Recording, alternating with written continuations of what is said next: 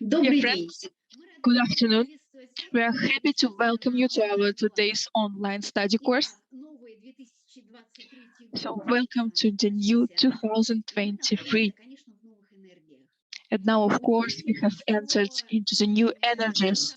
It's curious to know that the system that we have already discussed and we have highlighted its importance, it works for all of the cycles, beginning with a great cycle, and it works virtually, ideally even. And the person who knows how the system works has a certain foundation in his life. So I congratulate you with the new year that we have this base of rhythm that allows us to walk in a certain energy twice a month. It allows us to work together and study the fundamental study of HPB's Secret Doctrine. So, thank you for coming. I congratulate you on joining in with us today. We hope that with the best year of our lives, 2023, we'll try our best to come with new ideas, new thoughts, new forms. Because human consciousness is identical to the structure of the universe. And if the universe itself forms ideas, it's the space where thoughts and ideas are born. That means humans, people who have ability to think, who have a certain creative potential, they are the synthesis of all of nature's elements. And this consciousness that people manifest, it can create new ideas. To do so, you need a basis, you need a foundation, a system. We need to know the reason, a certain plan we are going on, and what will come in the future. And this will be possible if we study the fundamental work called the Secret Doctrine. So it's a wonderful time. The end of the previous year, 2022, had so many events to offer. It shows that the world's energy makes it possible for people to be within the same flow, to have the same willpower, to be in this flow, this movement of flow. You can decide for yourself. During our previous seminars, we have discussed a certain thought from Agni Yoga and from the Secret Doctrine. The idea that going through life hurdles is endless. It doesn't have an end. And this is what makes the system fundamental. And in your daily life, you go through certain cycles.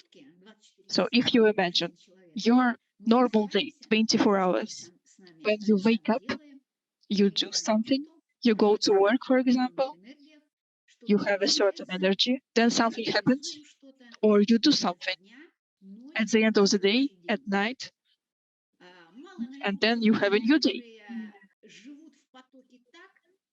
It's hard to find people that live within the flow of the world and realize their potential.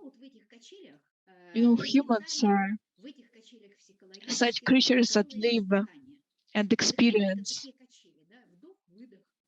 certain movements, breath, life, death, light and darkness, day and night. And within this rhythm,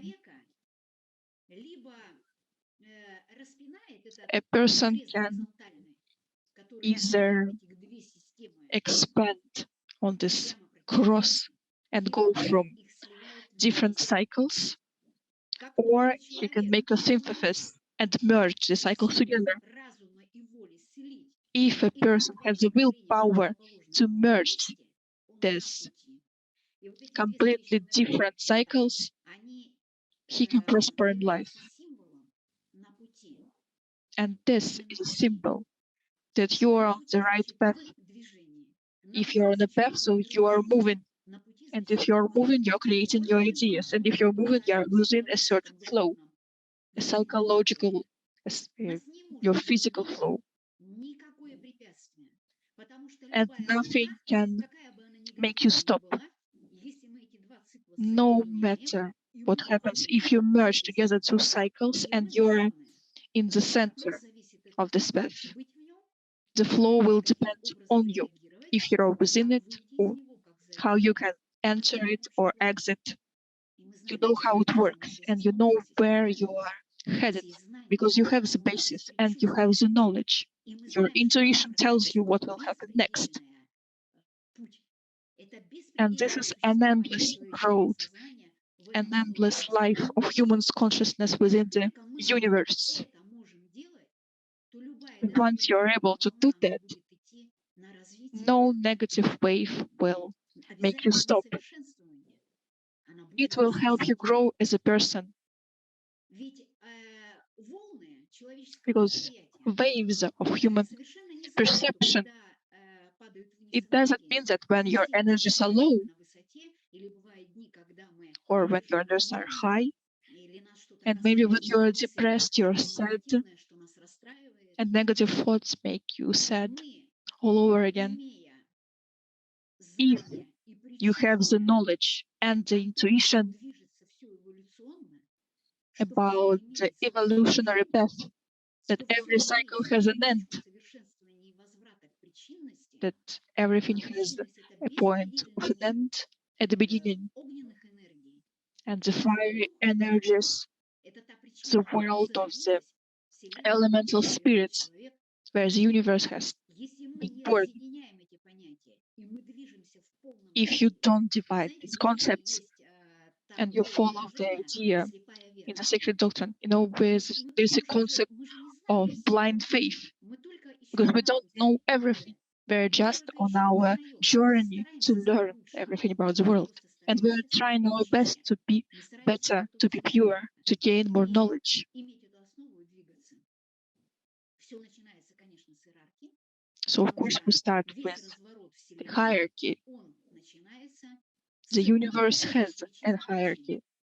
It begins with an unreasonable reason. Then it transforms and manifests into the secondary reason. And there we have the differentiation of movement, the endless movement or journey on the wheel of time. That's the path, that's the system. So usually we pay close attention during our seminars on this subject. It's important to understand the hierarchy. If you love the hierarchy and it touches your heart, you won't be able to turn over. You will always place love at the first place, and you'll always have something to live for.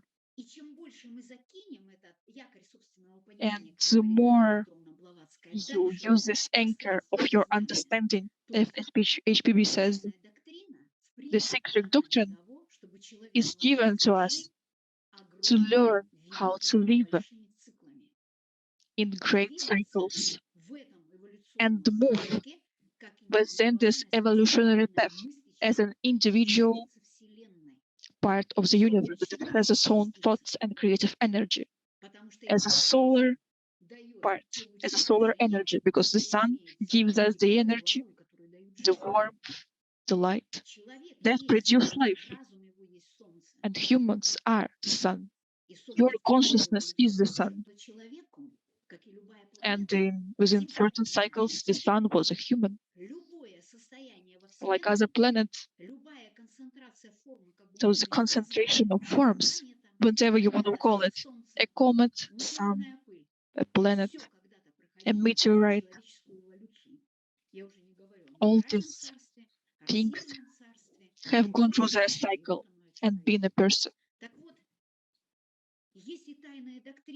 So if the Secret Doctrine gives us at the beginning, at the first and second stanza of the first book, the understanding of the evolution of cycles, and if we're able to understand all of these concepts, we can move in the same direction together. Now has come an era where people are starting to talk more and more about the unity, the church, or just social groups. The main idea is being together, being united. But it's rare that this great esoterical concept is expanded and understood as it should be. Because if we look at the planes of existence and we understand where we are, it's the reason that hasn't yet been manifested. And you, in your form, can go on this within the stairs, climb up the hierarchy. This is the key concept of the Secret Doctrine given us for the third millennia, for your next life forms.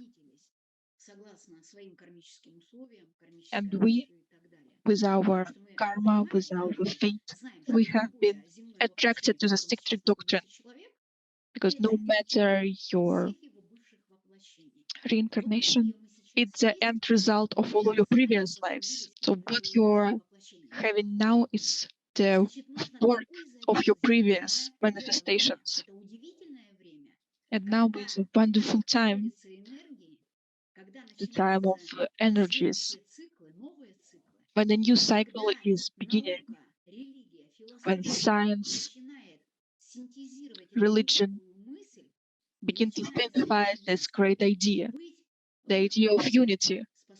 We need to be within this flow. We need to have this unity in soul, in consciousness,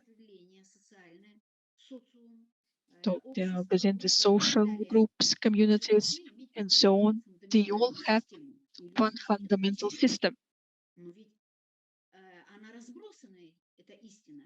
But the faith is scattered among different religious concepts, even in the classical literature. And the person who knows how to perceive or how to have faith in something or someone, he can understand this great faith. And that's when all arguments come to an end, because we don't have anything to argue. Of course, we can have discussions to have breakthroughs. And that's why our online study classes that study the Secret Doctrine from the beginning to an end, from one stanza to the second stanza, and we have already reached the third stanza. It reveals the fundamental reason that will help us understand the following books of HPV. This is the crystal. as you can understand. And us being in this rhythm helps us attract this idea, this great idea. And the more we touch it, the more pure and more open we are. When we have overcome our ego and overcome our struggles with happiness, because your life burdens can be completed with happiness. And that's when you understand that it's eternity that's waiting for you. And this is the God's plan. And you are within this plan.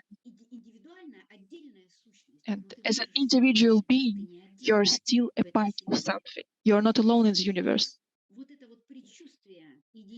And this feeling of unity, that's what helps you be positive in life.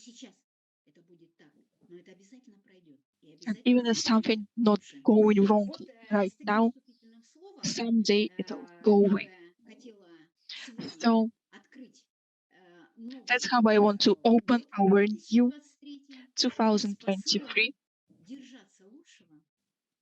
I hope that you stick to your best, be positive, and strive to do best.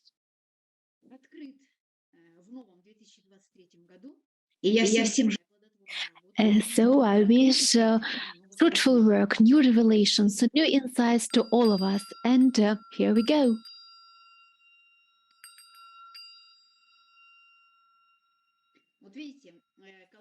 You see the bell? It unites two opposites and makes this sound. And this sound is a sound of unity or uniting or synthesis of two opposites. Dear friends, today we work with interpreters Olga Tomchuk and Polina Ramontova. We are grateful for your work, for your being able to connect with us today and providing us with this connection with those who are with us today, with our foreign dear guests who have an opportunity to listen and see a certain system that we would like to share with you, the system of study of the Secret Doctrine. As you know, any day is built on nidanas, which are connections between causes and results. And today is absolutely unique. The day we start in 2023, it concentrates wonderful, very interesting nidanas. And I would like to tell you a bit more about it. Dear friends, the thought of the day provided to us by Elena Petrovna Blavatsky in the Pearl of East for the 12th January of 2023 is as follows. As the bee collects nectar and departs without injuring the flower or its color or scent, so let a sage dwell in his village. You see, what respect and tender attitude to the cause, how delicate we should be, and how grateful we should be to the basis that we can have towards the scent, the knowledge, towards its beauty that we can touch. We should be grateful for this opportunity to touch this beauty, this knowledge. Take in as we can and depart without destroying our own world, but acquiring our own world, expanding it, because a sage, who is he? It is every one of us, our monad, our consciousness, and the monad is untouchable. It does not have any descent, only its light and reflection have descent, only they evolve and have at the end of the complete cycle, they have an opportunity to renew the monad. And renewed, it goes to the next cycle to be incarnated. That's why the mineral kingdom becomes a plant, plant kingdom becomes animals, animal kingdom turns into human, and human turns into God. And all these merges and joins the unique sevenfold light, which should be left untouched, but only be grateful for it.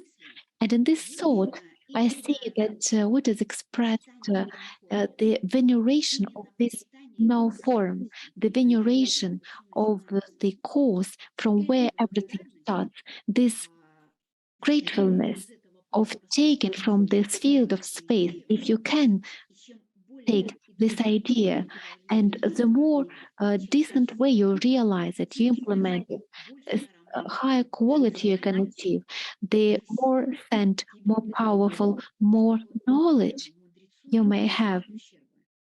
And you should have, as for this stage, not to destroy, yet to let it be in this light. And after the completing of the cycle, to renew the cycle and start a new one. Today in Nidana, let us refer to Kala Chakra. Here we are in a great cycle, and we know that the era of Aquarius started, the era of the blue monkey. It is the hierophant of the sector. The blue color symbolizes thought, and the blue monkey symbolizes harmony and beauty. So we are in the big cycle of harmony and beauty, gathering together the thought. How is the thought gathered? If we have a look at Kala Chakra calendar so that we can see the spiritual cross clearly expressed, we can see that the Aquarius sector lies in front of the Lion sector. You see the blue and the red. And the cross is the yellow Taurus and black Scorpio sectors. Here is the year where we are now, and the previous year of the Black Tiger is year 2, and it got continued with the Black Hair 2023. On Kala Chakra, we can see a clear spiritual cross. It's the place of things. It is beautiful. When you unveil it, it lightens by the movement of swastika or this cross. The arrow of Aquarius on top reflects by its blue color the consciousness or mind or thought.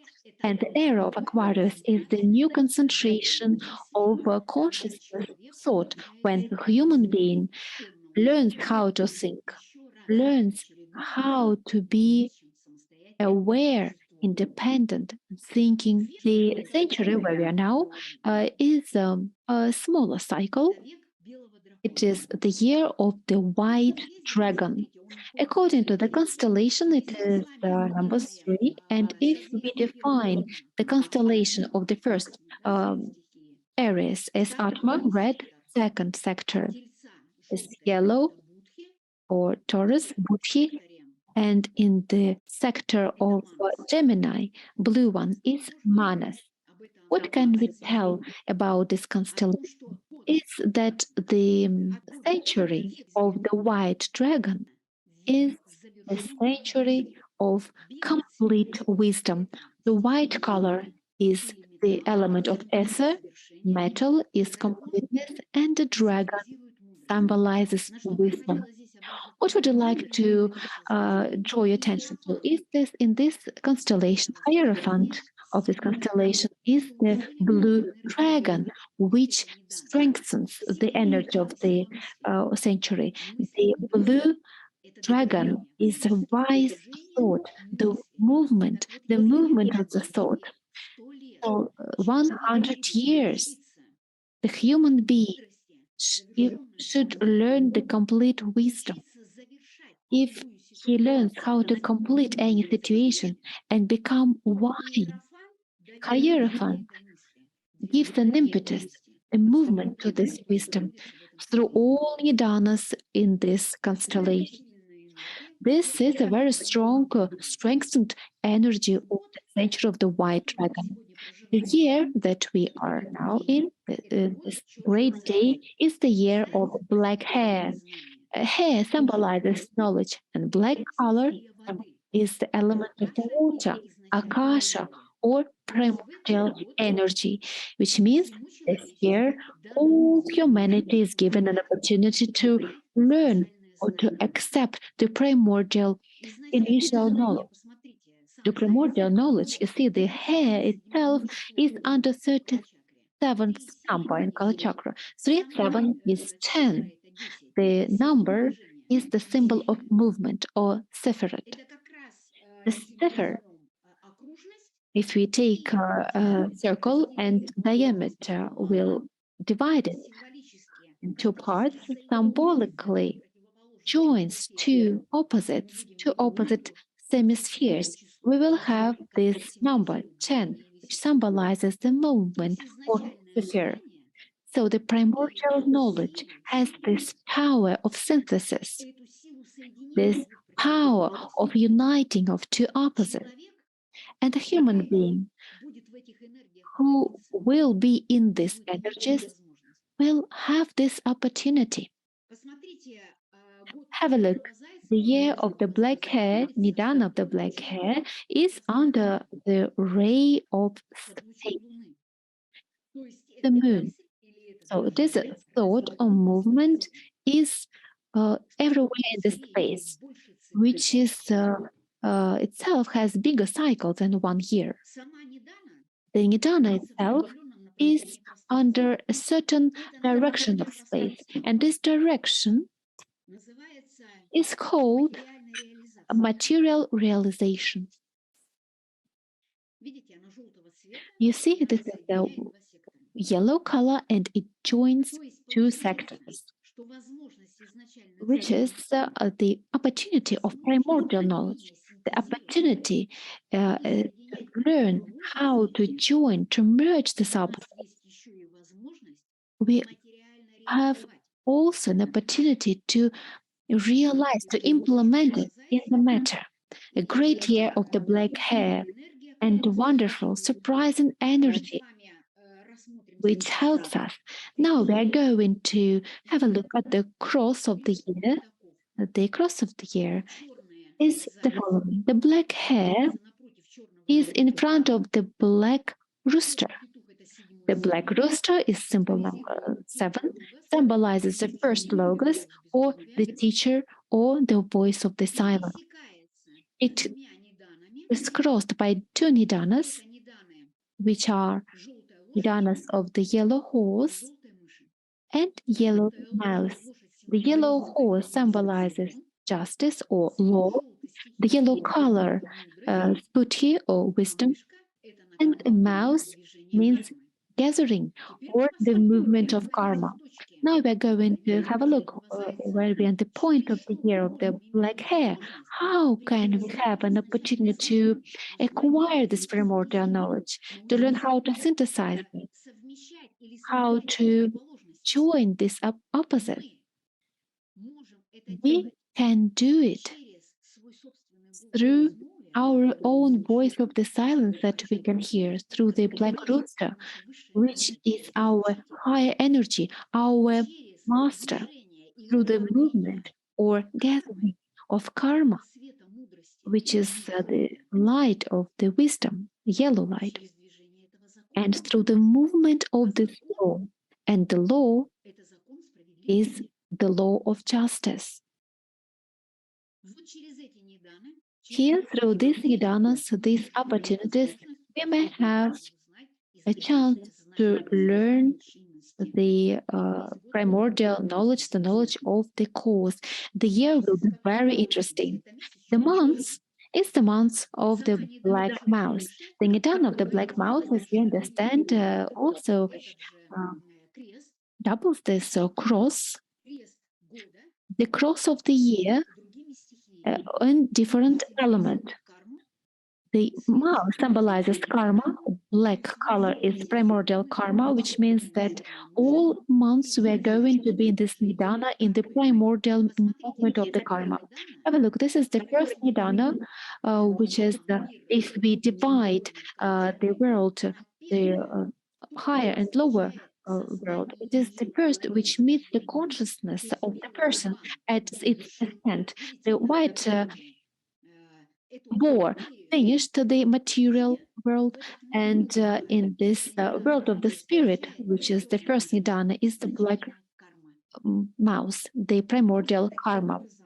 Here is how we can talk about that the black mouse opens the direction of this space, which merges two sectors, the era of Aquarius and the sector of Capricorn. You can see this the dark blue sector of the moon and the space direction of the cosmic completeness, which means if we used to be in material realization, the year previous year, the year, and the mouth is in the cosmic completeness, which means that we can feel these energies of big, great cycles, how they get completed, so that a new cycle is started, their own cycle. You see how it is interconnected. We can be in the common rhythm on the waves, which are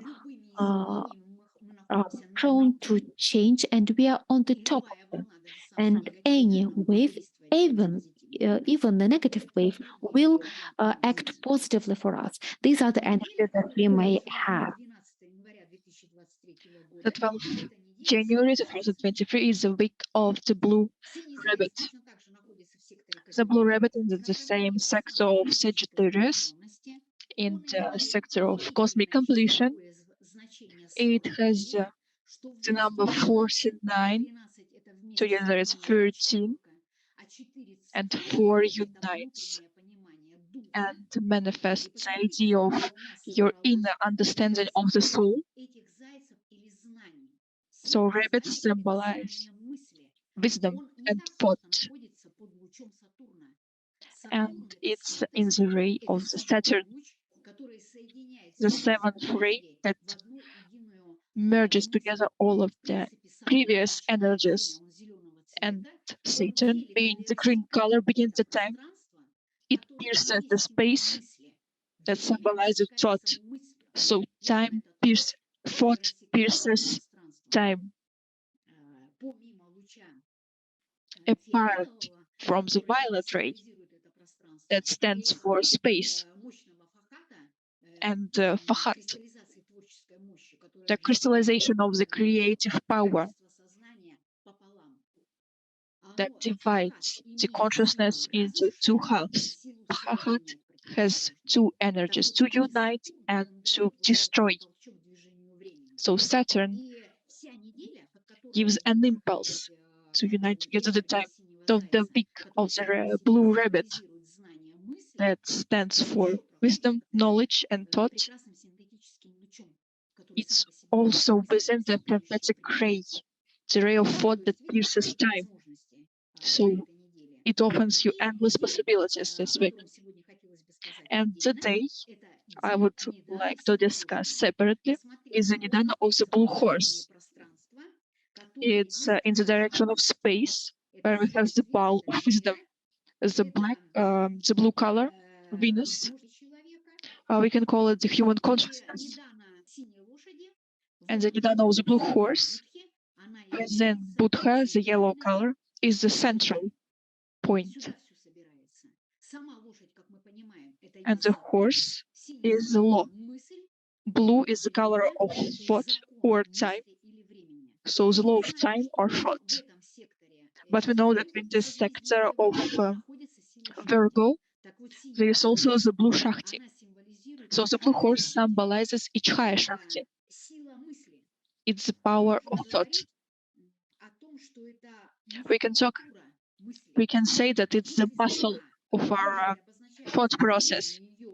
And we know that horse symbolizes the willpower that makes the muscles of thought work in Buddhism. But we can also go into a different direction. We can think that there is a different thing to this Nidana. So the horse has the ability to give your thought muscles, so give it a form, give it the power to go. in a direction. And the horse stands for 10, 28, and sub 10. It has the power of this unity. So here we have that the blue horse is also in the ray of Saturn. So in this day we have endless possibilities, amplifies thoughts, bring together opposites to understand the rhythm of the cycle, the great and the small cycle, the rhythm of piercing time with movement. So being in time, but in the same time over it. So if you follow Nidans at crosses, so the cross of the year, the black rabbit, the black mouth, the cross of the month, and cross of the day is the blue horse. It's the same cross of knowledge that makes the day, month, and year unique. Today we have 4 crosses come together, 4 consciousnesses. Such powerful energy of the day, the energy of the week, month, and year together. So I offer you to take great, light, pure ideas as a possibility to overcome any hurdles you may encounter. So if you perceive this basis, this fundamental idea, you will be able to live for the week, the month, and year by channeling this energy. Use this rope to unite light and darkness, day and night, negative and positive. Be at the center of opposites. So the central position that we have today with our Nidans, that we can talk about the sixth Sloka of second stanza. So the sixth Sloka finishes the second stanza. And today we will have wonderful discoveries, because it's important to understand what is being completed in the second stanza. It will allow you to understand the basis and what will be manifested or differentiated in the fourth stanza. Today, of course, we have a presentation that we are going to show you, and we will follow the idea, the presentation. It's very concentrated. We had several discoveries along the way that we have never ever spoken about before during our seminars. And these ideas are becoming thinner, that will allow us to understand them in a new light. So, if we understand the structure and how energies work together, Nidanas, thoughts of day, and Kala chakra, and how the Secret Doctrine is made, we won't wander off. We will always understand what is being discussed.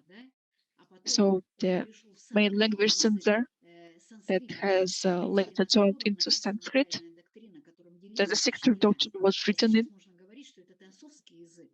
and now it's basically the theosophical language studied by scholars, scientists, people who want to know. This is the great knowledge that allows to understand symbols through words, and when the inner form manifests into your understanding. If you know that the inner being is love, in all other relationships you have in your life, they have different sides. So you'll be able to unite all of the sides of your relationships. It's possible only if you're a human. So humans are gods. And people make relationships, create connections, and then they can merge into one flow and become closer to God. So the first three stanzas in the Secret Doctrine give us the foundation of understanding their causality. So now let's go over stanza 2, Sloka 6. Look at the key points of the Sloka. Of course, it would be so great if you share with us your own discoveries. I remind you that you have the ability to ask your questions within the section questions and answers. So please comment and share your discoveries with us. In the end of our presentation, we'll go over the chat and answer your questions if we have time. And we'll see if we have had a success to understand each other, to work within the same energy, within these four crosses that have come together in this day. We'll have a review of the stanza 2, Sloka 6.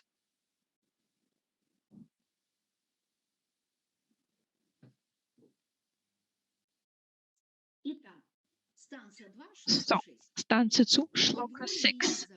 These two are the germ, and the germ is one. The universe was still concealed in the divine thought and the divine bosom. So what exactly is being completed in the Sloka is the question that comes to our minds right now. Well, of course, we see that all 5 shlokas of the second stanza are being completed. Now let's structure this completion and then go into the core ideas of the shloka. So the first shloka of the second stanza you can see now on the screen. And the questions in the Dhyan, where were the builders of Manvantara? We have answered within the same Dhyan. Svabhavat, Deva Matri, rested in the bliss of nothingness. What does it mean? So when the time comes, the bliss will end, as there will come being. So two complete opposites, if we understand them, we'll know what is being completed right now. So the feeling of bliss is being completed, the bliss in the non-being, because when it comes to an end, this bliss, it will evaporate, and we will have being. But you know what's interesting? It's the feeling of bliss as the memory of the soul of being formless will remain for all subsequent manvantaras, and it will determine the aspiration and search of the spirit to the place of his formless existence, so non-being. So in the second stanza, we have the completion of bliss, essentially. The second shloka, where was the silence, where is the hearing to feel it? There was neither silence nor sound, nothing but indestructible eternal breath that doesn't know itself. What does it mean? The breath that doesn't know itself, because the movement hasn't yet begun. And the movement will be discovering the cause of its own beginning. So that means that the second stanza completes the breath. The third shloka, the hour has not yet struck, the ray has not yet penetrated the embryo, the Padma has not swollen yet. So until that happens, the ray doesn't exist. And Mandri Padma isn't ready. So we are talking about the third shloka and how it completes the swallowing Madripadma. The fourth shloka. Her heart has not yet opened for the passage of the one ray, to then cast it as 3 into 4 and to the depths of Maya. Therefore, her heart isn't open. So you see, all the nidanas that we have discussed in the previous part of the introduction, these energies, these rays, they tell us about the completion we are now encountering in the second stanza to see what exactly is being completed. That means now the second stanza completes the state before the heart opens. So this great energy, the great mystery of the Secret Doctrine, the heart of the Madripadma hasn't yet opened. The fifth shloka, the seven haven't yet been born from the fabric of light. The darkness was one father, mother, Svabhavat, and Svabhavat was in darkness. There were 7 of them who weren't born from the light, since there was no light. The one darkness filled everything, and darkness was the main state of Father Mother. So here we have the completion of the state of darkness, just before the darkness is penetrated by one ray. And now in the second stanza, the sixth shloka is being completed. Because then we have the third stanza, and it's a completely different cycle, a different energy, a new thought, a new state of pralaya. Do you see? So the further we delve deeper into the state of pralaya, the more we understand how it's different, how varied this state is. Just like in the future cycles, when Manvantara begins, Mahavanvantara, it will also be endless. And then sloka number 6. The two are the germ, and the germ is one. And the universe was still hidden in the divine thought and divine bosom. You see that the sixth sloka finalizes the state of the germ. It completes the universe that was in this divine thought. This is the completeness. There is a system which reveals the symbols, the God, geometer, and any number is the great symbol which is to be revealed. If we know the reason, the cause, let us try. There is an idea of the number symbolism of this stanza, and it is as follows. Second stanza has 6 slokas. First, second, third, fourth, fifth, and sixth. If we sum them up, if we sum 2 plus 1 and 2 plus 2, 2 plus 3, 4th, 5th, and 6th slokas, have a look what numbers we have: 3, 4, 5, 6, 7, and 8. If we sum them up all together, we will have a great esoterical number 33. It is wonderful, yet it is true. The second stanza all symbolizes the number 33, which means 2, 3, which means 2 equal triangles, which is one completely reflects in another.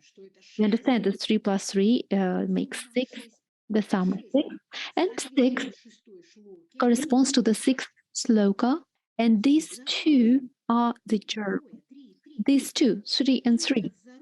And this germ connects two equals. They are equals, they are 3 and 3.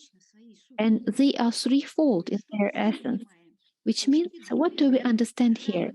These two equals in this state of the space as mother and father, two triangles, as 3 and 3, they are threefold in their essence. Why? Because the third, the sun, is hidden. The state of the sun is hidden. These two are father and mother, Svabhavat, who were still in darkness only because there was no light. There was no birth of a son. or the universe. It is interesting to see, to feel, to learn the universe, what it was like in this period. And Yelena Petrovna in the comments answers this question. The universe was as Sat, which means the eternal existent reality in the infinite world. Let us see. It seems that these words, they are, it seems they lost their sense. Yet, let us try to penetrate, let us concentrate. Sat, the universe, the single, eternally existing reality in the infinite world. Why is it single or united? Because the world is infinite. Why is it eternally existing?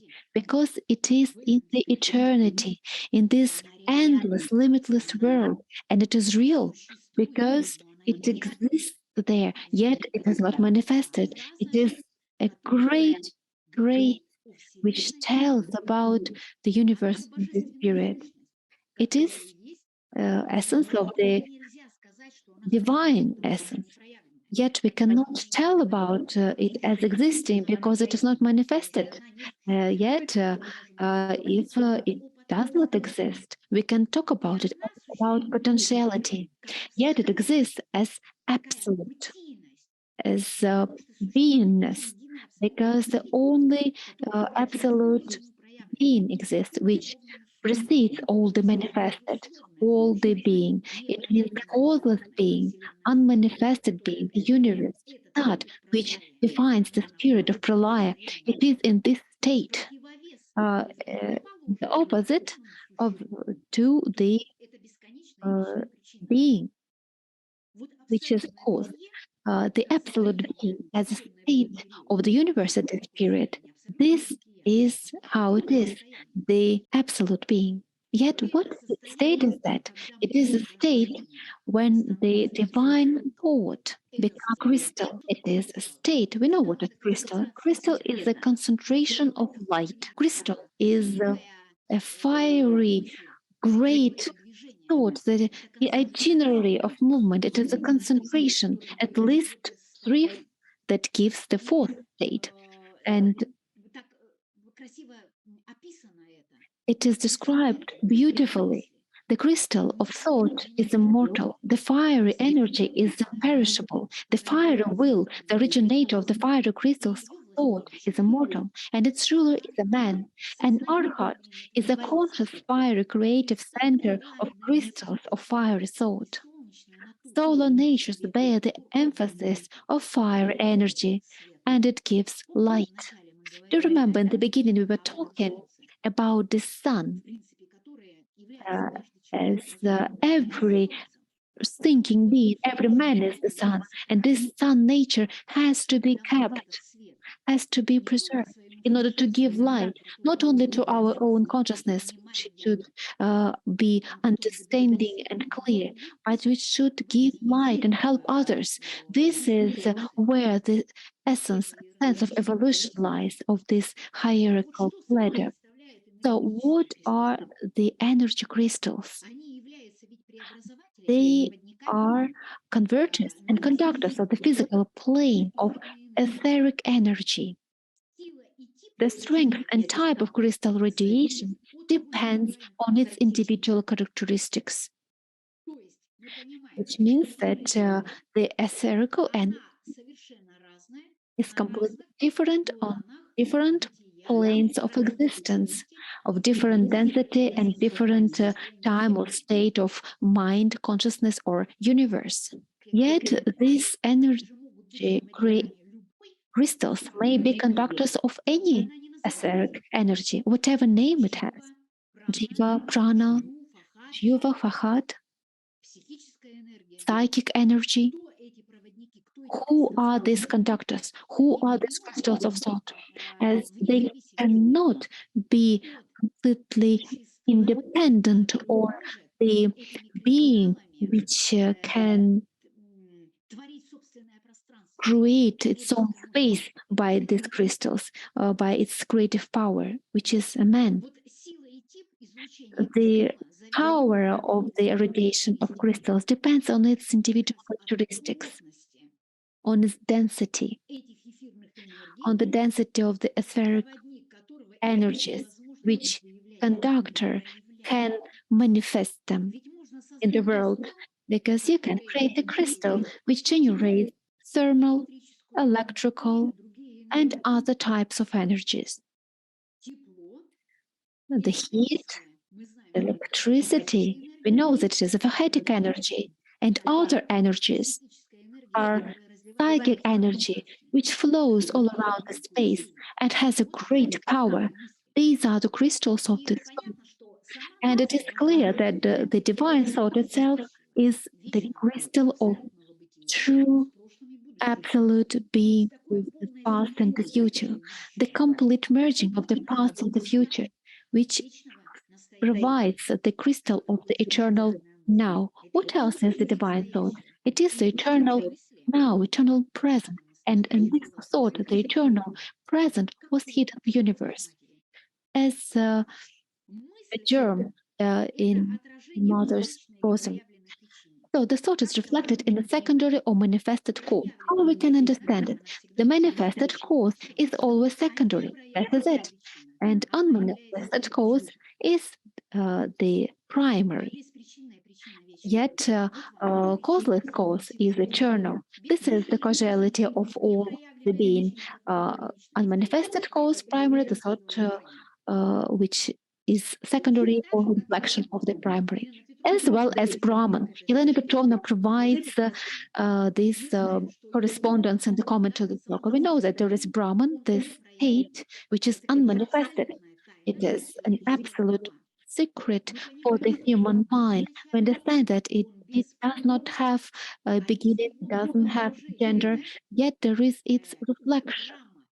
The Brahma as a masculine feminine aspect. And this can be understood by the human mind. And Helena Petrovna provides us with the description how it can be understood by the blind trust, the blind belief. Yet the human mind which achieves certain maturity denies this. Yet in the beginning of the cosmic evolution, the universe or the sun, which is in divine thought, which hasn't been penetrated yet the divine bosom, what can we understand? That Brahma exists in its manifestation. Yet when pralaya starts, it disappears, which means that Brahma has period. Yes, Brahman is absolute, it's eternal, and it is not periodic. Only its reflection is periodic. So this sun or this light, which is hidden in the divine thought, which thought hasn't penetrated the divine bosom yet, what do we have? It is important to follow a certain kind of system. We know that in any sloka, as soon as we find a threefold, or three parts, or 3 points, or 3 main causes, we have an opportunity to learn their manifestation. How does it express itself in the understanding? As soon as we can define 3, which means we have an opportunity to understand.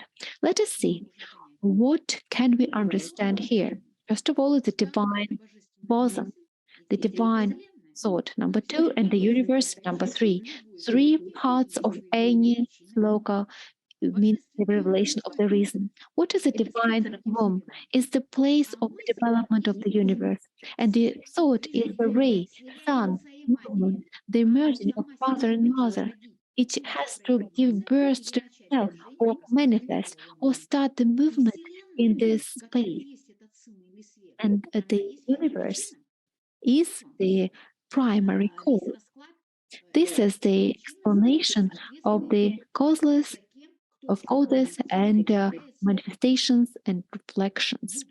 What goes after which and how it manifests. The future.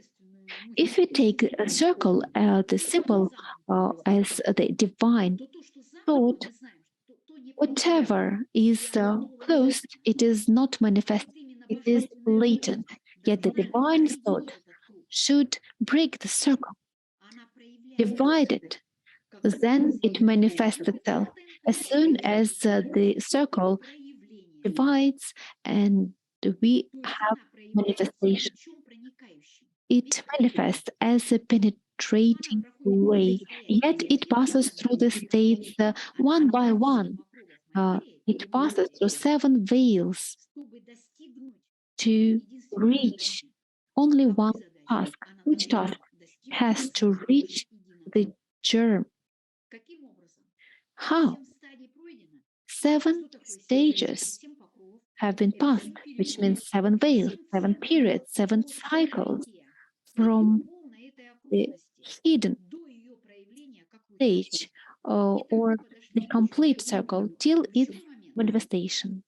So the key point, this is the Immaculate Conception or transformation from a single fusion or circle to the power of manifestation of the ray of the one ray circle.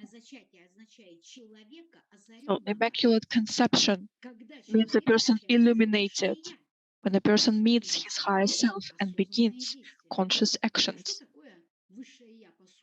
And what is the higher self? Is the divine law of love.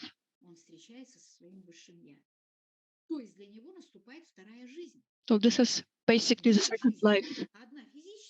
The first life is physical, and the second, when the Immaculate Conception has happened, and the person becomes spiritual, and the person has realized his spiritual nature, so he gave birth to himself. Therefore, this is called the Immaculate Conception. So this is a state that anticipates the beginning of the ascension. And the key point, so a person who has realized himself as the whole humanity can begin to ascend. And this is the understanding of unity or brotherhood.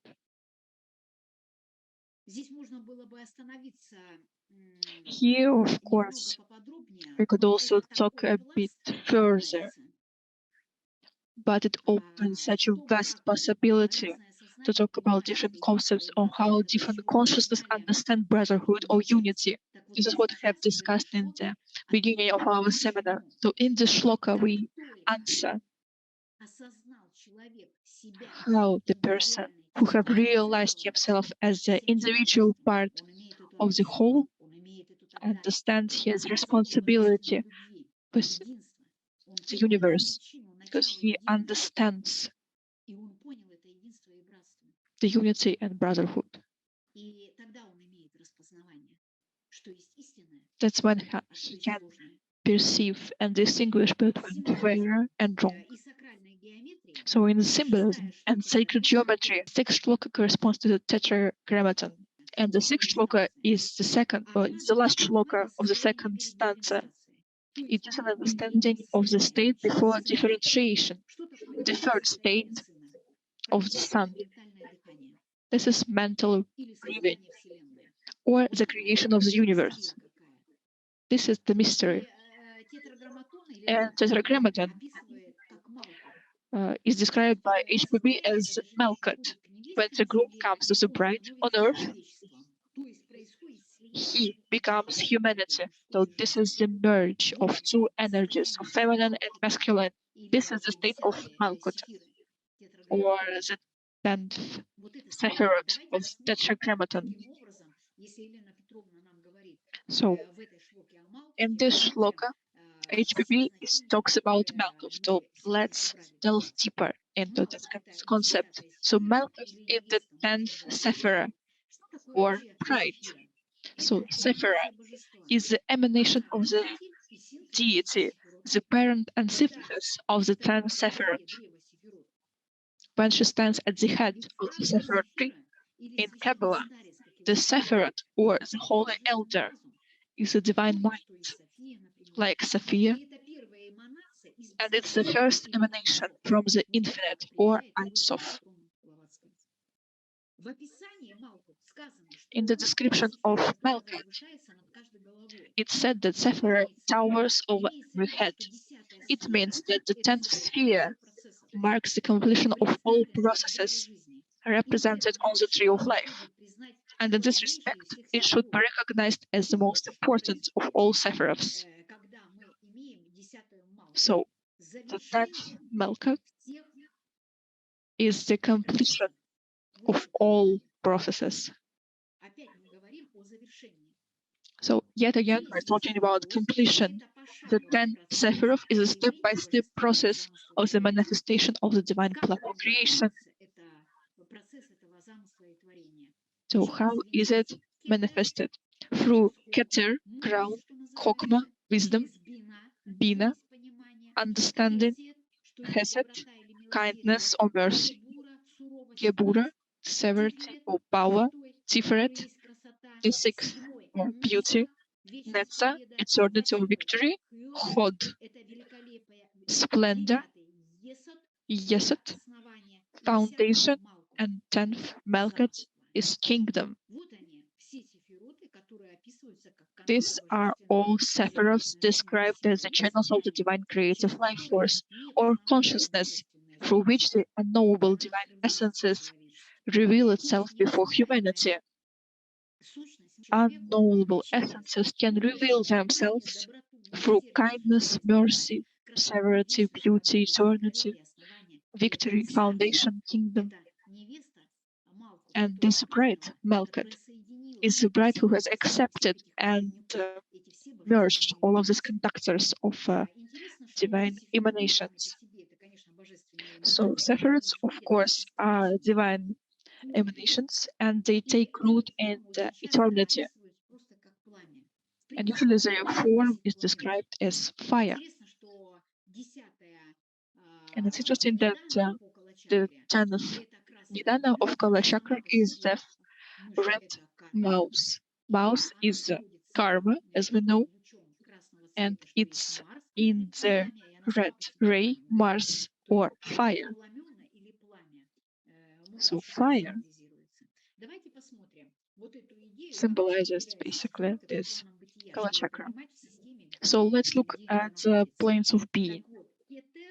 So Keter, or crown, the divine will to create, is the infinite light of the Creator. So I am what I am. Chokmah, wisdom, is the first flash of the plan. It has not yet been subjected to any restrictions. It's light, it's masculine principle, the divine reality, the first revelation, the first creation emerged from the void. So this is so beautiful. The first thing to emerge from the void is wisdom. Bina, or understanding, is also wisdom, is a vessel for wisdom.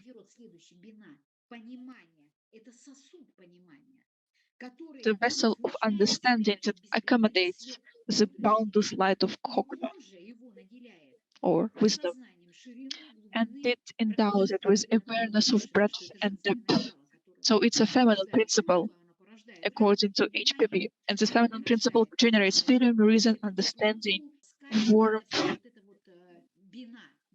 This all is Bina, or vessel of understanding. The next one is the hidden Sephiroth,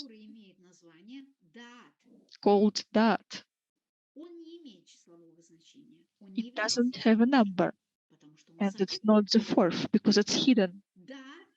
DAAT is knowledge, the central state of unity of 10 Sephiroths, also called the tree of life. So look at where it is. It's the first light where 3 falls into 4 on the plane of pre-images. So it's hidden. It's the union of Chokmah and Bina, of wisdom and understanding. The fourth is Chesed, kindness, the grace of boundless generosity, God's love or inspiration. Gebura, severity, force, justice, intention, restraint, is fifth. 6 is Tiferet, beauty, Net, hot splendor, retreat, dedication, sincerity. Yesod, foundation, dedication to the task at hand, memory, or coherent knowledge. And 10th, Malkut, the kingdom, a female vessel that bears male energies of emotional Sephiroth and brings them to life, into action. It turns into Keter, the crown, the source of will, for the subsequent creation at a lower level. So achievement of the goal, realization of the divine plan. So it's an interesting part. That means 10 is 1 and 0. So 10 turns into 1 and 0. Malkut goes back to number 1, to Sephiroth, to crown. So when the world is built, we have the comeback to 1. Now let's look at how these correlations work in a human. So Keter is our skull. Chokma, wisdom, is the right hemisphere of the brain. Bina, understanding, is the left hemisphere of the brain that corresponds to our heart. Those three are united by the central brain, by DAAT, knowledge. So DAAT basically unites knowledge and spirit, heart and brain.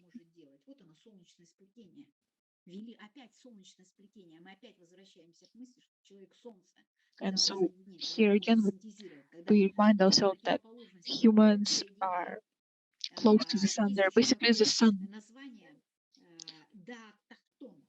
And there's also DAAT Tachton, something that unites. He said, kindness is our right hand.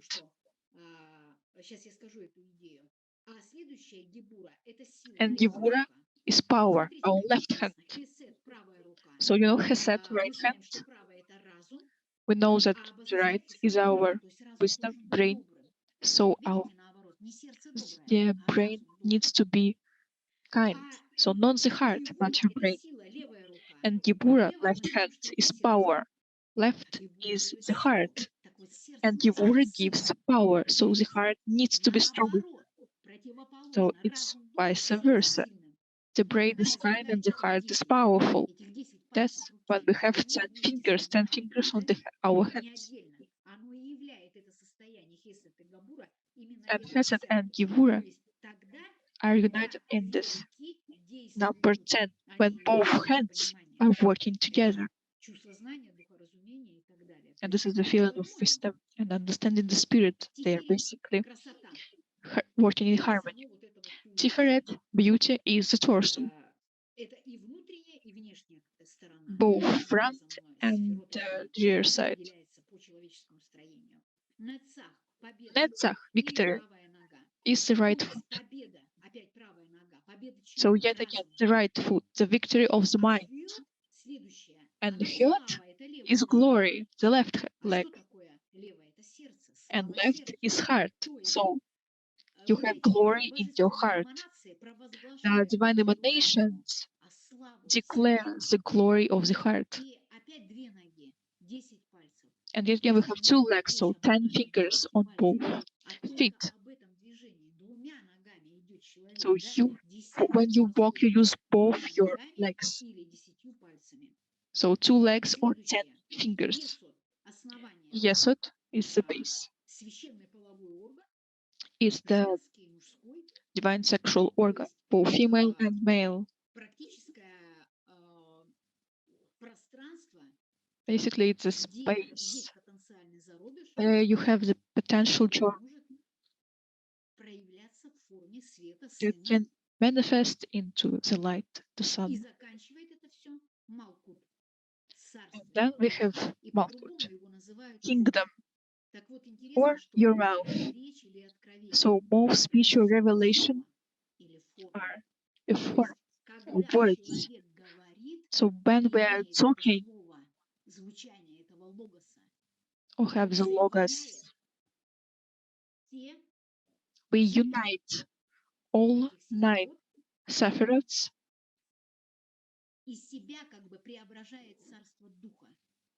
and transform into the kingdom of spirit if they correlate to the ground of wisdom, kindness, severity, beauty, glory, and kingdom.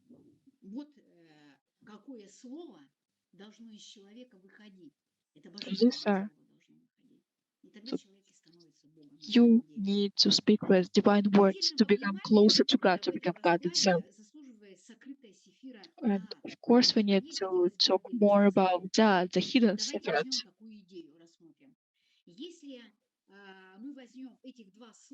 So if we have DAAT, Da, and At in the Sanskrit language, we'll have an interesting correlation. So Da means to execute, and At is the wanderer, or the enlightened consciousness, the immortal spirit, the absolute aspect of the personal self, or the higher self. This is the divine law of love. And DAAT makes the law of divine love happen. This is the highest triad that becomes the first form, where darkness disappears. This is the most holy quaternary. The consciousness is enlightened, and the appearance of the first septenary light happens. And septenary light is a reflection of the absolute light. We have this aspect in the plane of pre-images. So the seventh light is the wisdom. And it brings us closer to divine ideas and further from our physical existence. So DAAT, this is the yes to Atman, the acceptance of Atmana. DAAT is the wonder beyond darkness that is hidden. This is a monada. So we should go through all 7 Sephiroths, and it's their reasons. And everyone can be this light if he accepted this Atman or the hidden Sephira, God. Then all 7 Sephiroths may produce light. When they are passed through, as we are passing through them, the tetragrammaton becomes more and more material. Elena Petrovna says 3 of 10 contains the potential prototypes, as they are possibilities, but not in movement. As a matter of fact, they are single, they are united. When we separate these 3 out of 10, we understand then this is the ideation of possibility. And if we accept it, we'll have the possibility to implement, to realize, to form the ideas. Here, where the man becomes the builder. By movement, the power of creation is in logos, in the synthesis of the 7 powers, of 7 rays, which transforms in the 4-fold of Secret Doctrine. Here is the idea 3 out of 10. I will repeat. We should find 3 main reasons or 3 key points or 3 negative manifestations in ourselves and always overcome them. Always we can hear 3, 3, and 3, because 3 give the possibility to understand the future formation, the future manifestation of this form. The idea should become the shape, the form. This is the law. The Tetraktis is the Tetraktis of Pythagoras, Tetraktis of invisible monada, which creates the first point, second, and third, and then goes back to darkness, to this eternal silence or the voice of silence. The Tetraktis is the first logos. At the level of matter, it is the lower for the physical or material person. Let us have a look. Here is the first logos on the planes of existence, second logos, and the third logos. From the first logos, you see how the rays emanate and they go to the physical or material world. Here is the ideation, which becomes an opportunity. This is the ideation which becomes form, and it gets shaped here. The idea does not die. The idea manifests always. Of course, it would be good if the idea of the divine idea of plan of creation would manifest. Here we achieve the next key point. Stanza 2. These two, Elena Petrovna says, who are these two, father and mother? And here we may suppose from this point of view that stanza 1 is the mother space. It's her description. The first stanza describes the mother space. Stanza 2 is the father, describes his energy of this movement. And stanza 3 will describe the sun. All the transformations according to the energies, all the third stanzas will tell about this. Let us have a look at the slokas. In the first stanza, there are 9 slokas, second 6 slokas, and third stanza 12 slokas. 27, which means 14 or 2 7-fold. 14, it's 5, the highest manas or mind.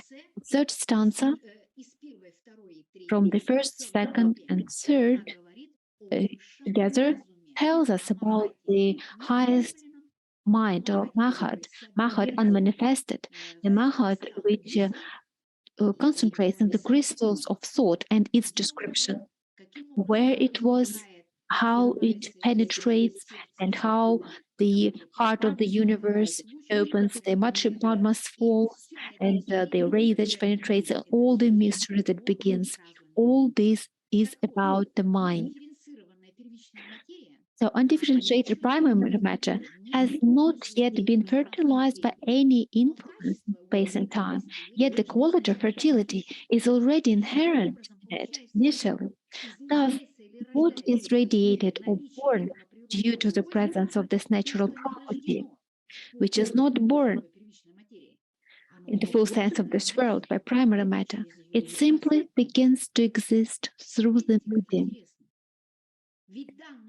It is very interesting. This property and quality is the only reason that this or that thing begins to manifest itself in its carriers, whereas at the physical level, matter or matter is no longer an active cause, but a passive means, an instrument used by an independent cause. How does it happen? Let us see. The great breath that permeates the space is boundless and thus remains in eternity and does not come out of it. This is the main description. Here we see that the key point of this stanza is the full reflection. The primary matter of the full reflection is not active, but passive. It transmits activity to the carrier, to its full reflection, just as the teacher has full reflection in his student. And it happens when the teacher becomes as him and gives its activity to him, yet by remaining on its plane, alone as monad. So the disciple was born not by him, but through him. And this corresponds to the description of the movement of the great breath. The great breath permeates space, which thus remains limitlessly in eternity and does not come out of it. Yet when does the birth occur not by the mother, but through her? When does it happen? When the space out of all dimensions is self-existent. Here we came to the key point. This is the Immaculate Conception. So, a person has its rebirth, spiritual one, with a full reflection of the higher self. Then it begins to manifest through a person, through the light, the sun, or the force, or the ability to penetrate through a single ray, which is corresponds to this the higher planes.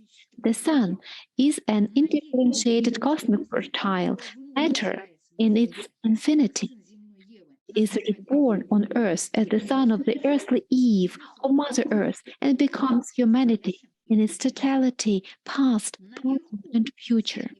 Above, the sun represents the whole cosmos, and below is the son of humanity.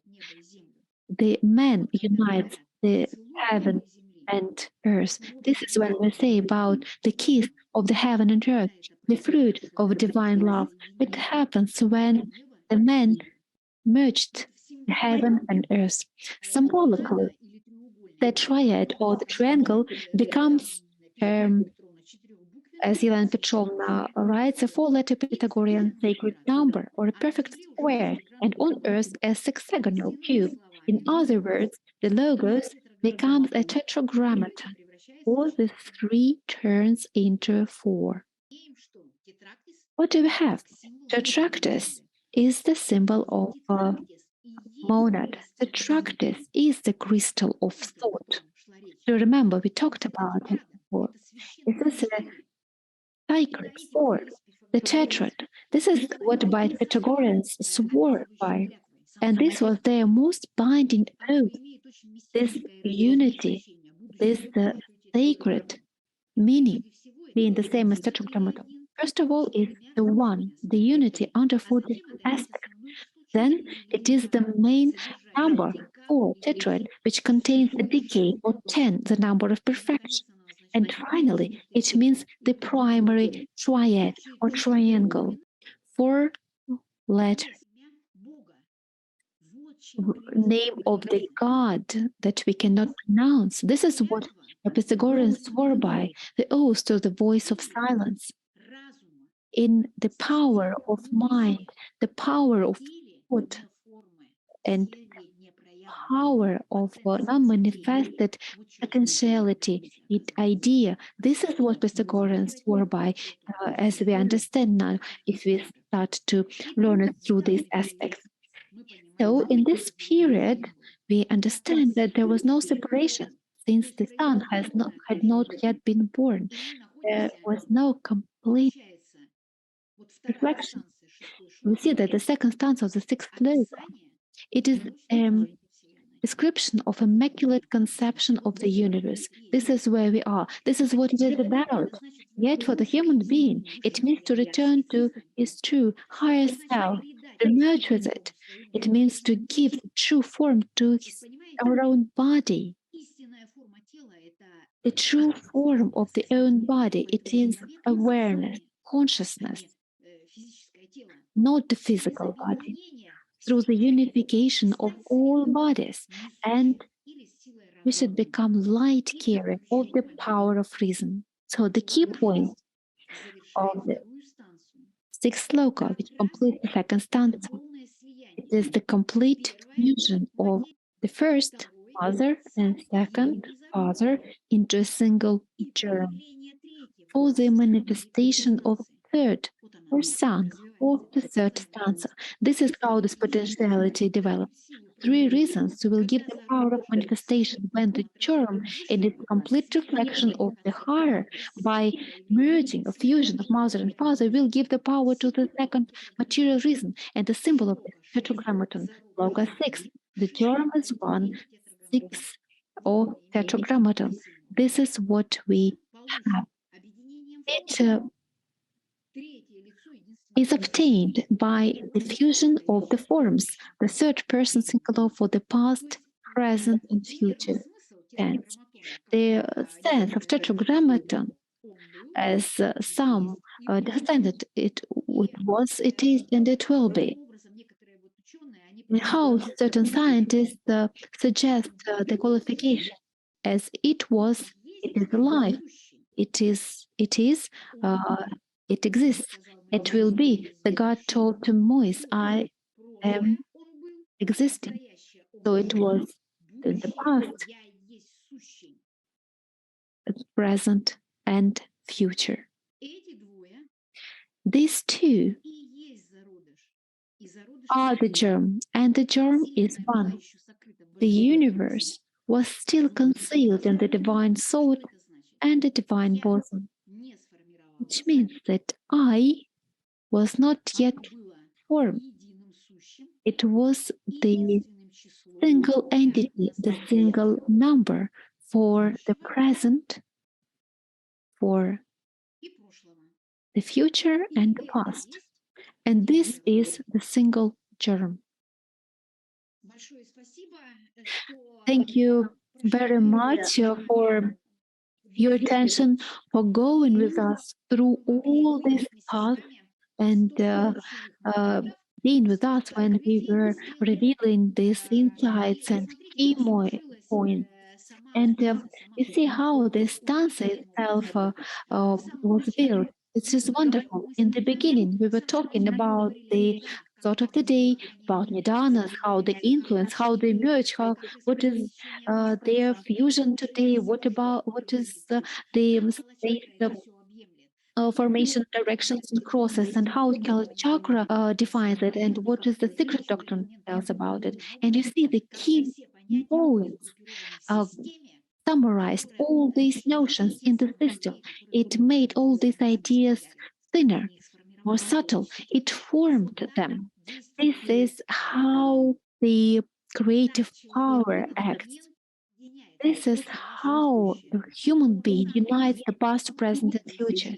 It is itself the keys of the heaven and earth. It is the fruit of this divine love and this shining of joy, of intuition for the ascent, this state of brotherhood, of unity gives the power to ascend and to form this ideation of three forms of spirit beyond forms and to be in the eternity individually, as individual aware being. Now we have some time to answer the questions, and thank you very much for the questions, for you being active, for writing. Thank you for your smileys and for being connected. Thank you for supporting and following through these ideas. It was very important to go through this together from the beginning to earth to see how the space is created and how the thought goes from the ideation to the form. So the question is, in this sloka, it is said about Brahman is an absolute mystery for the human mind.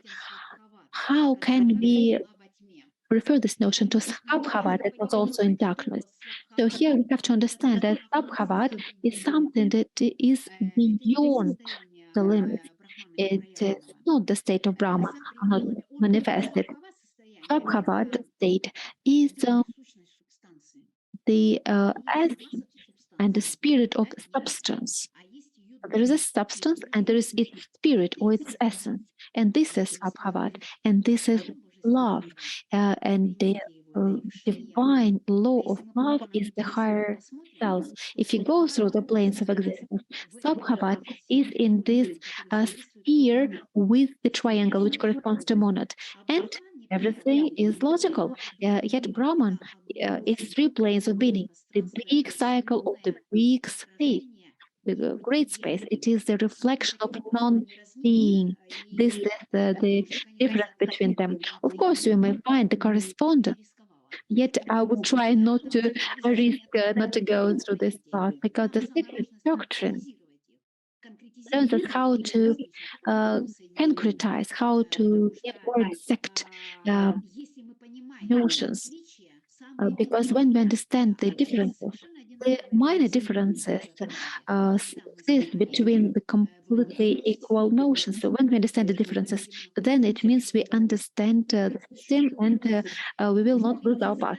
Another question, may we present and find analogy for our perception in the matter of this sloka as the meeting of spermatozoid and the in the womb.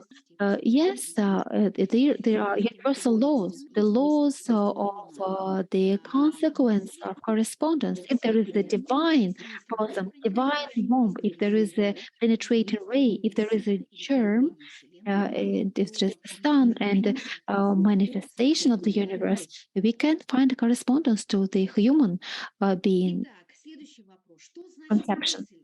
The next question, what does the thought being reflected in the manifested reason and cause? So I guess it was in the presentation when I saw that there was an eternal reason, primordial cause, not manifested, and secondary cause, manifested one, which means that the thought reflected in this secondary cause is the thought manifested. By what it is manifested? Manifested thought is manifested on the physical plane. There are no other forms of manifestation. That's why all the entities, all hierarchies of the entities try to go through the human evolution to manifest their thoughts, the ideation of form they want to create. This is the answer. Let's look at other questions you have for us. So in the Sloka we have talked about the universe, the hidden universe, within the divine bosom. And in the comment, there is also a sun hidden within the divine thought. So how do we find correlation between these two ideas? So the universe is hidden both in the thought and bosom. And the second is that idea is first is in the bosom and then it penetrates into the thought. So we had the slide where we talked about the first, second, and third state. The first state is the divine bosom, where the universe is being conceived and develops. And then happens the penetration. So if you have followed through with our presentation, I hope you will find your answers there. We have another question. Why? The stanza 2 Sloka 6, we talk about the universe. And we talk about the universe, but we talk about the unrevealed universe. The sun and the light haven't yet been manifested in second stanza 6 Sloka. This is unmanifested universe. There's a big difference. We will talk about the manifested universe in the fourth stanza. Now we're just preparing. We're talking about how the universe is being prepared. This is the crystal of thought. This is what forms the light. Because the manifestation has to happen somehow. And how do you manifest if there is nothing to manifest? So the second stanza brings together everything. The third crystallizes and the fourth manifested. That's how light falls into the bosom of mother. And that's how differentiation happens. Next question. Those two are the germ. The germ of what? That's a good question. The germ of what exactly? The germ of the universe. The germ of the light. The germ of the sun. There are other questions we have here, but they are a bit similar. So I would like to answer them and answer your comments in WhatsApp and chat. You need to understand that the bowel is a synthetic sensor. This is the storage. What does the bowel store? It stores unspoken savings. For what reason? Because when the time comes, when the conditions of everybody's consciousness come, there comes time for them, the bowel has the savings to help them, and ideation will happen. because unspoken is always better. It's pure, it's light, but it has to manifest somehow. That's how renovation happens and the humanity evolves. And by which means, by the mind, we need to know that the mind is the source of everything. The mind brings you joy, but brings you sadness and pain at the same time, rewards and punishments. The mind is the source, and the source is stored in the bubble of the universe. And the universe is a space, a vast space where ideas are being created. Unrevealed is the potential, and when they're revealed, they gain certain form. The universe can't manifest from the beginning. If there is nothing, what do you manifest? You need a certain amount of preparation. If there is nothing in the matter, there is nothing to manifest. If you start knitting one by one, circle by circle, and only then you have weaved a sweater or anything else, or a scarf, for example. This is a vast space. Something formed, created, and everything happens from a small starting point, from preparation. And of course, everything is an illusion. When you ask about the difference about the manifested and unmanifested universe, everything is an illusion. Yes, of course, and in Nirvana, the illusion is weaved within, and we've talked about it during our last seminars. But these illusions that exist on every levels of existence, they exist until the mind becomes free. When your mind becomes free, the illusions disappear on all planes of existence, hidden, unhidden, physical, spiritual, on every plane of existence.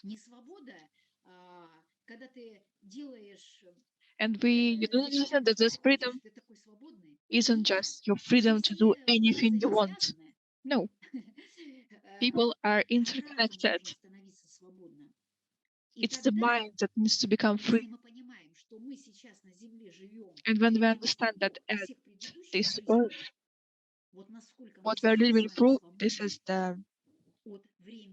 what we have done during our previous lives. This is a result of our lives. And our ability to connect, to make relationships is really important. We're not talking about traitors, about darkness, about people with dead minds that also exist in our life. And Helena Rülich has said, we need to combat those dead minds with a smile. And your smile is caused by the knowledge. You know that the light will always win. And you need to be with the light and form this divine idea. And it's said that your consciousness brings together all the existent worlds. You become knowledgeable when you have encountered all the worlds. And when you forget things often, that's what makes you unconscious of the three worlds. That's when you forget things all the time. People are always wondering how some people can remember everything, even the smallest things. When the ideation of planes of existence, when they become the projection of this plane, people can remember everything in the smallest details. And this Akashic space of mind has endless memory. It's not just mechanical memory. This is the memory that understands when your mind is free. It's always new. And such people are always open to new experiences, new music, new types of dances, new trends, even the computer games, new trends in marketing, in social activities. These people are passionate about new things, about the future. New things can be old. New, new things can be old. Never, because this energy is the united energy of atoms, and atom is endless, it's limitless, because it's always moving and it's always transforming, because its essence is unformed, that's hidden within him. So atoms can divide endlessly. And this idea, this concept, what makes universe go round. And when you understand the human mind and the source of the human mind is the mind of cosmos, if we understand this idea with our blind faith, without any evidence, like HPP said, like I always get questions about where do you cite that idea from what page. We're not talking about pages here, not about citations. Now we have the idea that we need to discuss this life idea, life thought. And when you accept this by your blind faith, when the mind of cosmos is the source of the human mind, that's when you become free. And you are not alone. At this point, your ego disappears and your karma disappears as well, because all the karmic consequences from karma, they exist until they become cause. And that's when karma is wiped out. So when your ego dies, it's wiped out by fire. Wiped out by fire of pain. That's really painful. But at this point, you become conscious. And you smile at your difficulties, your troubles, and you share your happiness with people who have not yet revealed their mind and consciousness.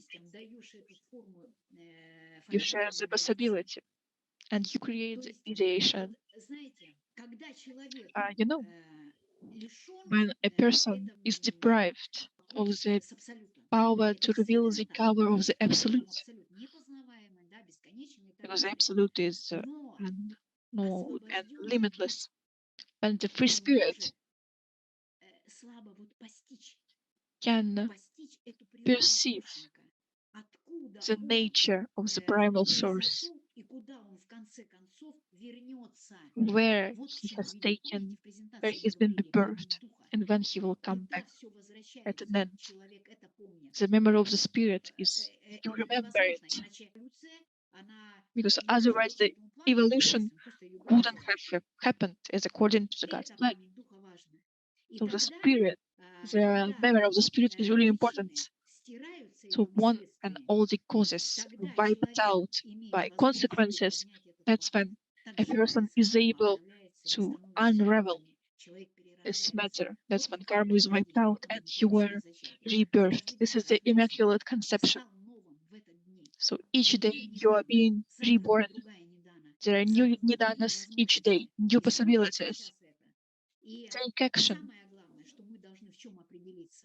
And it's most important to recognize what your life means to everybody. That's when every detail is important to you. And you consecrate your life to something. Then you start to love your life, to cherish it, just like the absolute light. Because the depth is really important. If you understand the depth, each new wave will be able to ascend you. It's just essential to have the fiery thought and have the power to form and reveal ideations.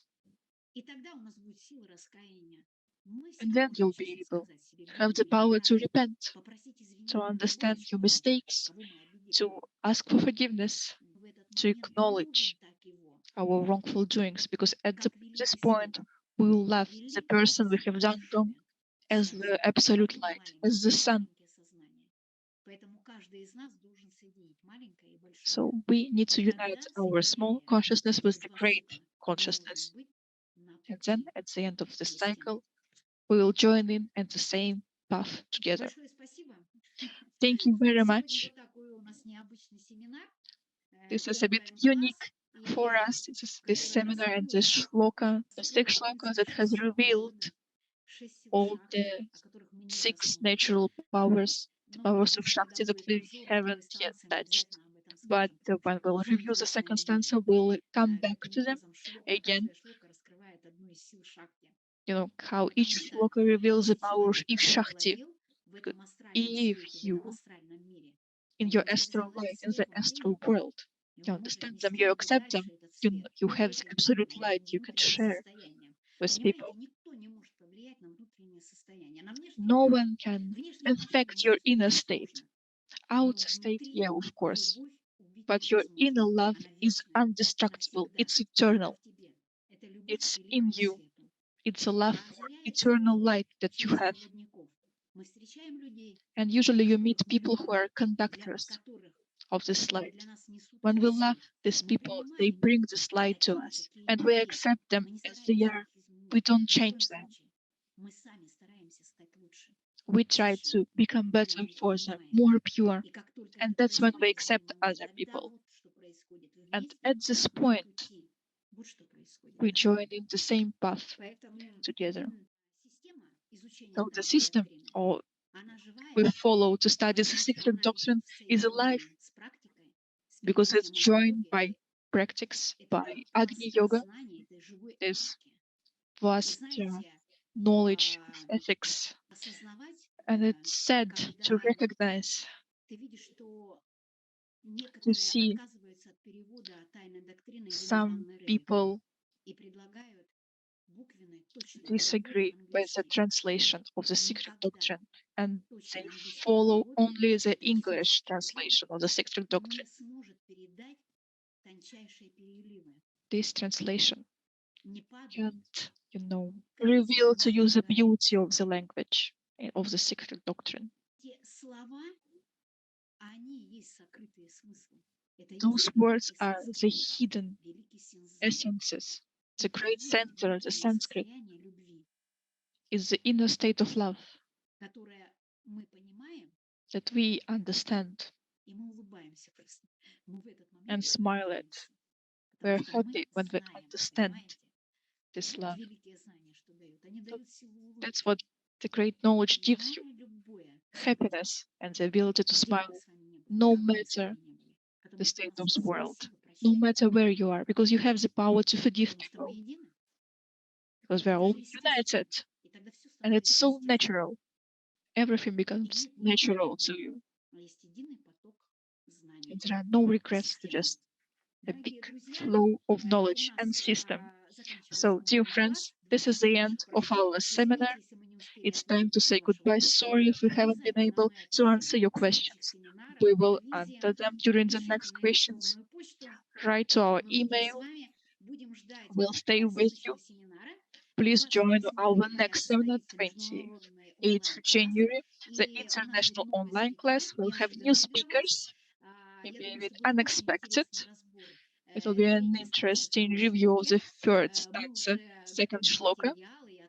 We are now preparing for this seminar on the 18th of January, if you remember.